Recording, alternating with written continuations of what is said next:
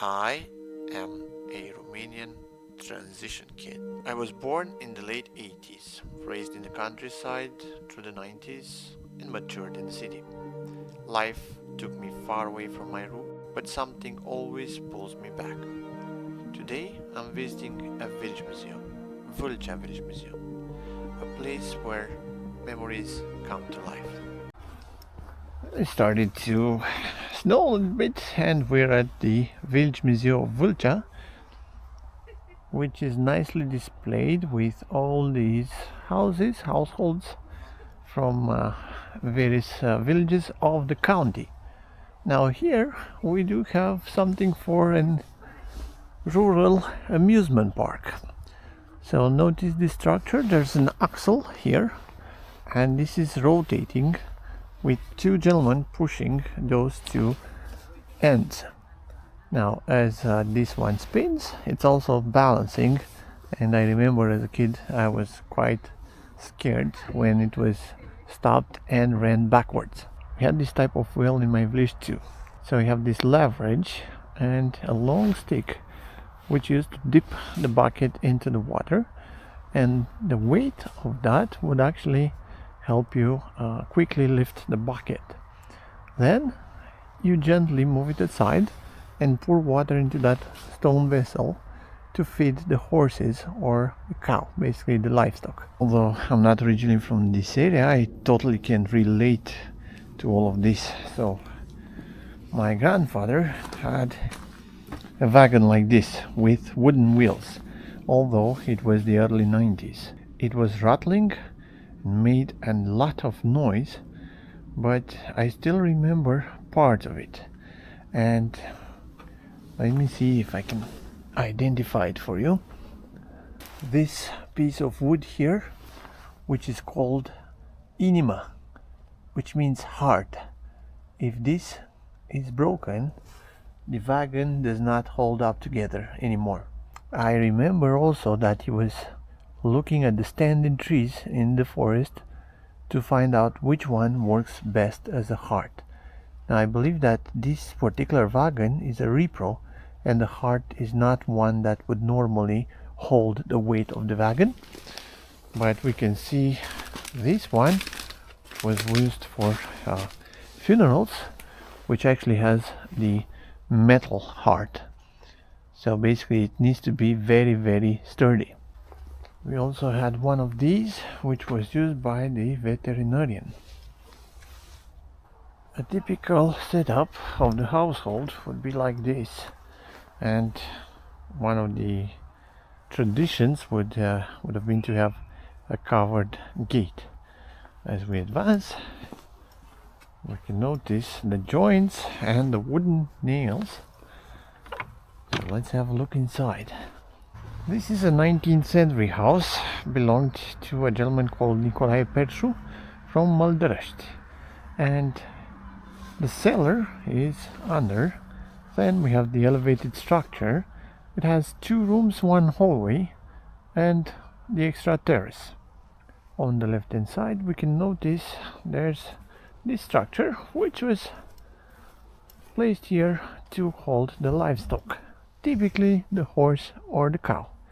One person or one family would have maximum 2 cows, 1 horse to work with. You can notice how the planks are not perfectly plain, and that is because it was done by axe, not by saw. This is how corn was stored. So you had the wooden structure and the weaving, and then as corn would be stored there, the air could actually flow and keep it dry, but also protect it from the elements. Another type of well which I can relate to is this one, and it's quite interesting. You can notice how it's made of wood.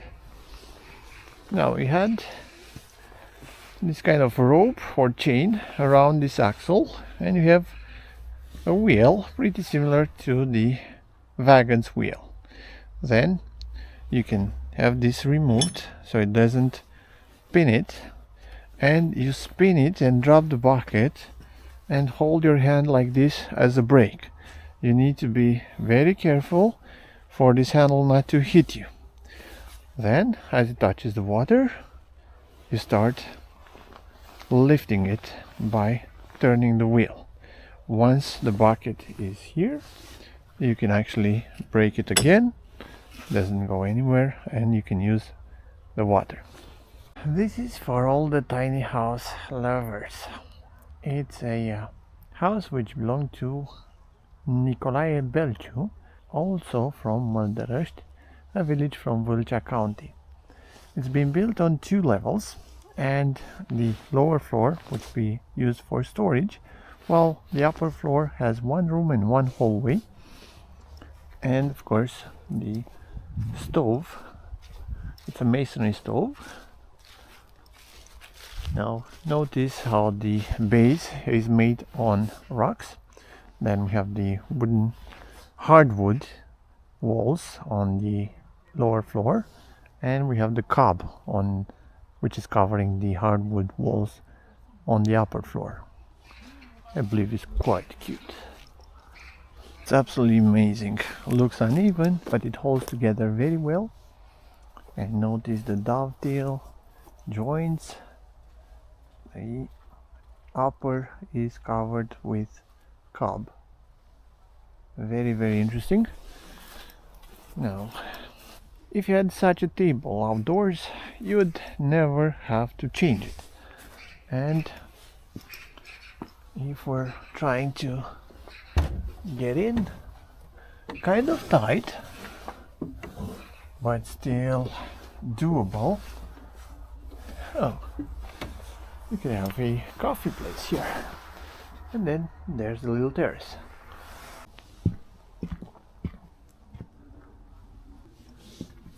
This is super interesting. We had the elders guarding the gate against Strigoi, evil spirits that might be visiting the place. And yet we have another cute tiny house. There we go. As I'm walking on the roads of this little village, I have the feeling of reconnecting with my ancestors. Very cool, very nice, very peaceful. With that, this mill was used to process timber. So you had the wheel which is engaged by water, and then there's a mechanism that turns the rotating movement into an up and down movement, and there we go, we can use the saws. Now, well, we didn't have houses like this in my village. We definitely had fences like this. So you can notice how they're made. You have very sturdy poles.